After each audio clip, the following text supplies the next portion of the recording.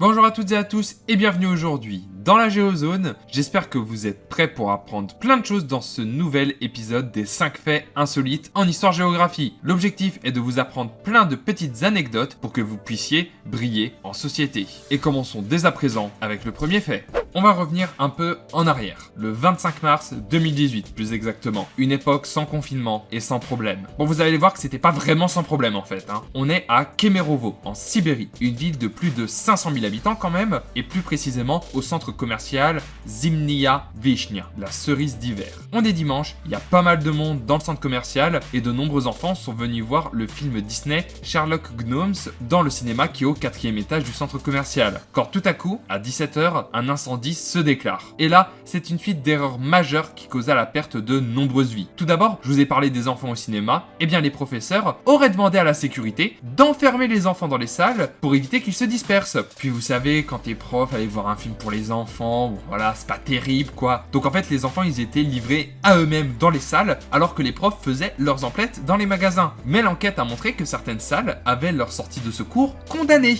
ce qui est quand même assez fâcheux en plein incendie. Mais ce n'est pas tout. On a en Russie un pays quand même pas mal corrompu, donc figurez-vous que les alarmes incendie ne fonctionnaient plus. Donc les gens fuyaient parce qu'ils voyaient des gens fuir et hurler. Puis les gardiens, au lieu de prévenir les secours et d'organiser une évacuation des lieux, ils ont tout simplement fui, causant un retard des secours qui éteindront l'incendie que le lendemain. Malheureusement, le bilan officiel est lourd à cause de tout ça. 64 personnes décéderont, dont 41 enfants bloqués dans les salles du cinéma. Mais ce bilan est contesté par les familles de victimes, vu que presque 250 personnes étaient au cinéma lors de l'incendie. Il y a eu des manifestations un peu partout en Russie, en hommage aux morts de Kemerovo, avec des banderoles comme « Les pots de vin tuent les enfants » ou « Nous ne pardonnerons pas le pouvoir pour sa négligence et pour nous avoir trompés ». Même lors du match Russie-France de préparation à la Coupe du Monde, il y avait une banderole disant « 25 mars 2018, Kemerovo, nous pleurons avec vous ». La réaction de Poutine, qui était vivement critiquée, a été simple. Le gouverneur de l'oblast de Kemerovo a été contraint de démissionner et les familles ont reçu une indemnisation de 2 millions de roubles, soit 28 000 €. Pas sûr que ça excuse la perte d'un proche.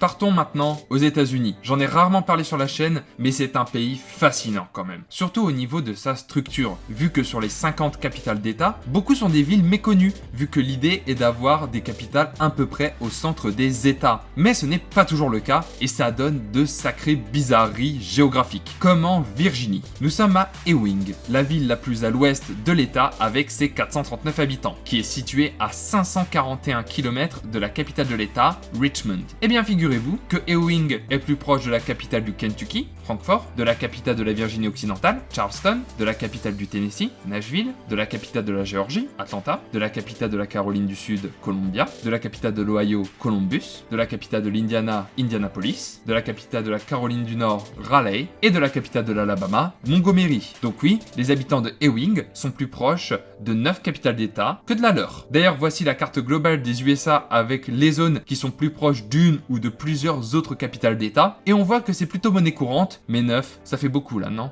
Pour ce troisième fait, on va revenir encore une fois dans le passé. Vous savez, quelquefois, on peut se dire, par rapport à certains événements ou certaines personnes historiques, qu'il ne faut pas les oublier.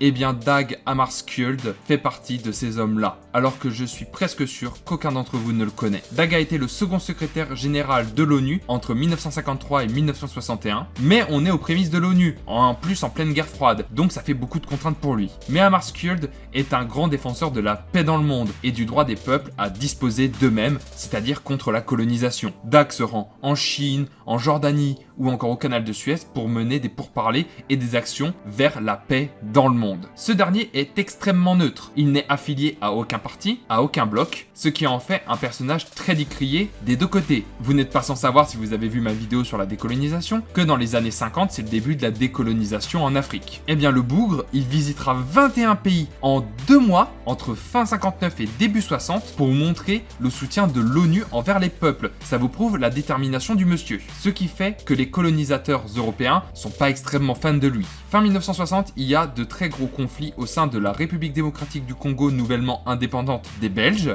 Le Katanga, qui est sa région la plus au sud, se détache du reste de l'État et ça tombe en guerre civile. Hammarskjöld se donne corps et âme dans le conflit en espérant unir à nouveau le Congo. Mais les deux blocs convoitent le Katanga, qui est une région minière riche en uranium. Et c'est ici que notre histoire commence. Dag veut se rendre au Katanga pour discuter et décide le 18 septembre 1961 de faire le trajet Léopoldville, aujourd'hui Kinshasa, Ndola, en actuelle Zambie, situé à la frontière katangaise. Mais à quelques kilomètres de la piste d'atterrissage, l'avion s'écrase, tuant les 16 occupants, dont Hammarskjöld. L'enquête commence, beaucoup croient à une attaque de l'avion, comme Hammarskjöld avait beaucoup d'ennemis, cependant les enquêteurs ne trouvent rien de suspect et bouclent le dossier. Dag Hammarskjöld décède en Zambie dans un crash d'avion à l'âge de 56 ans. Mais ce n'est pas fini. En 2011, l'auteur Suzanne Williams sort un livre Qui a tué Hammarskjöld, l'ONU, la guerre froide et la suprématie blanche en Afrique, dans lequel elle interroge un ancien membre des services secrets américains expliquant qu'il était basé à Chypre et qu'il aurait intercepté la radio d'un chasseur belge annonçant qu'il a abattu l'avion du secrétaire général. Pfiou.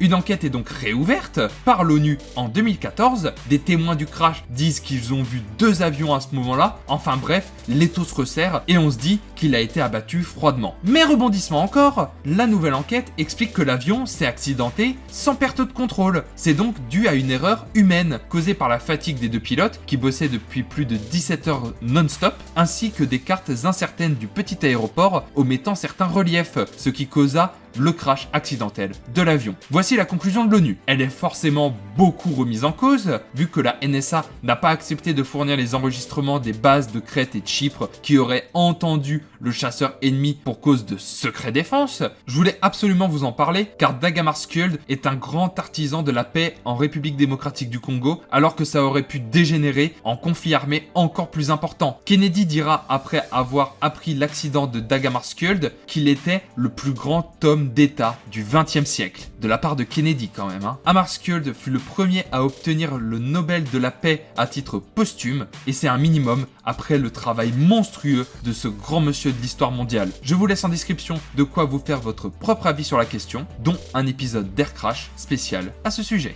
Bon, pour l'instant, la vidéo n'est pas très fun. Et on va continuer ainsi, puisqu'on va parler de la pire loi de l'histoire du Canada. C'est un fait pour les Québécois qui me regardent, je vous embrasse bien fort, mais de loin, Covid oblige. La ruée vers les Amériques a causé un afflux massif d'Européens vers le Canada et les États-Unis, je pense que vous êtes au courant de ça, mais pas seulement. Il y a également des immigrés venant d'Asie et spécifiquement de Chine, avec comme objectif de trouver de l'or. Et ça tombe bien, faut de la main-d'œuvre pas chère pour créer le chemin de fer canadien-pacifique. Donc on fait appel à 15 000 Chinois, payés beaucoup moins que les ouvriers blancs. Et quand le chantier est terminé en 1885, grosse récession, augmentation du chômage, et il se dit que les Chinois volent le travail des Canadiens. Ça me rappelle quelque chose cette histoire. Ici, les élus décident de frapper fort, et si je vous ai raconté que c'est la pire loi de l'histoire canadienne, vous imaginez ce qu'ils ont fait? Oui, dès 1885, ils ont instauré une taxe d'entrée pour les immigrants chinois. Pas pour les Asiatiques, juste pour les Chinois. Donc niveau discrimination, c'est plutôt pas mal. Ça durera jusqu'en 1923 avec au départ un prix de $50 et à la fin près de $500, ce qui veut dire près de 2 ans de salaire. Le but ici n'était pas forcément de gagner de l'argent, même si ça a rapporté près de 23 millions de dollars au gouvernement canadien. Après, vous vous dites qu'il retire cette loi totalement abjecte, et vous avez raison. À la place, et jusqu'en 1947, il y avait une loi interdisant l'entrée des Chinois sur le territoire. Tant qu'à faire, c'est plus simple. Et dans cette situation, les Chinois déjà présents ont dû aussi s'adapter, puisque beaucoup profitent de ces lois pour agresser la communauté chinoise au Canada. Et donc par exemple, dans la ville de Moose Jaw, au Saskatchewan, des tunnels ont été creusés entre les caves des magasins tenus par des Chinois, ce qui a formé une véritable ville sous la ville, dans laquelle des immigrants chinois pas forcément légaux vivaient ou se réfugier au besoin. Et ce qui est drôle, c'est que ça a attiré l'œil de la pègre, puisqu'avec le chemin de fer nouvellement construit, la ville est reliée directement à Chicago. Donc on cache dans les tunnels de l'alcool, des salles de poker illégales, on y trouve des prostituées, enfin bref. Par exemple, Al Capone, que vous connaissez sûrement, parcourait ces tunnels qui ont été découverts dans les années 70 et qui sont aujourd'hui visitables. Et pour finir notre histoire, le gouvernement canadien a formulé des excuses officielles en 2006 seulement, comme quoi le Canada, qu'on voit comme un pays très avancé et innovant, possède aussi des histoires sombres.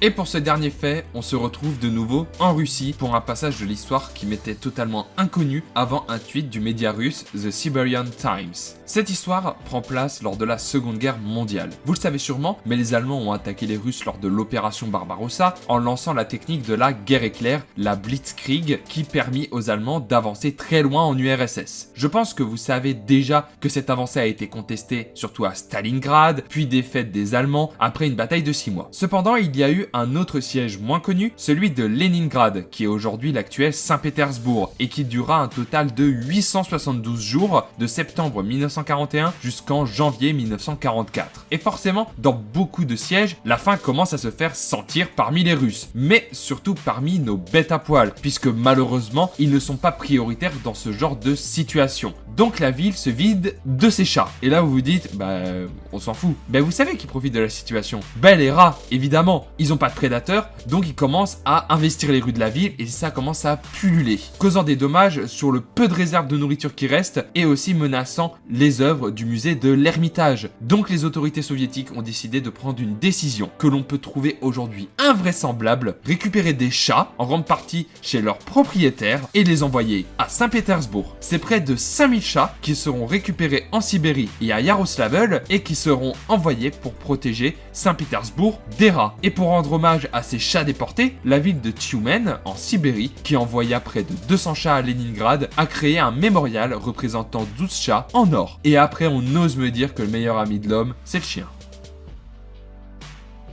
Merci d'avoir suivi cette vidéo, j'espère qu'elle vous aura plu. Si c'est le cas, vous pouvez l'aimer, la partager et la commenter avec votre fait favori. Vous pouvez aussi me retrouver sur Discord, Twitter et Twitch. Les liens sont dans la description. À la prochaine dans la Géozone. Ciao!